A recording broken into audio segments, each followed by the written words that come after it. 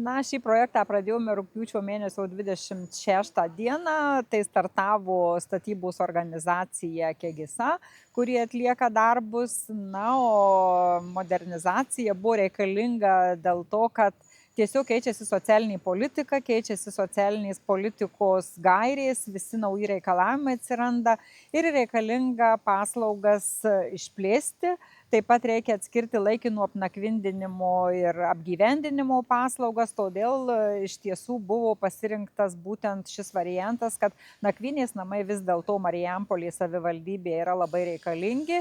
Ir kitas dalykas, darbai laukia labai dideli, nes tai yra griovimo darbai, pertvarkymo darbai, naujų erdvių suformavimas ir užimtumo patalpų ir kambarių gyvenamųjų išplėtimas, sanitarinių mazgų, pačių, sakykime, paslaugų atskyrimas. Ir jeigu žiūrint taip, kas yra čia pastate, tai iš vienos pusės, kur anksčiau buvo kompensacinės technikos nuomos ir labdaros padalinys, tai šiai dienai įsikurs laikino apnakvindinimo paslaugos.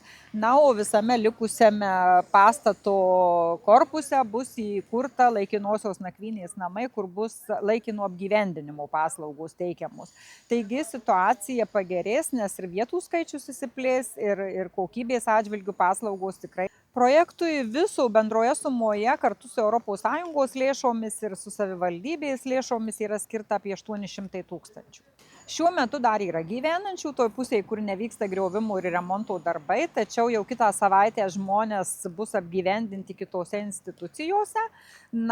O mes sudarysime sutartį su panašias paslaugas, apgyvendinimo paslaugas teikiančią įstaigą, kuri mums žada pagelbėti ir suteikti būtent šiems žmonėms apgyvendinimo paslaugas. Ir projektą planuojame, tikimės, kad jis bus baigtas naujiesiems metams ir naujųjų metų proga tikriausiai galėsime jau pakviesti visus į įkurtuves ir atsidarysime naujas patalpas, nes to reikalauja ir pats projektas, kad iki naujųjų metų būtų darbai baigti.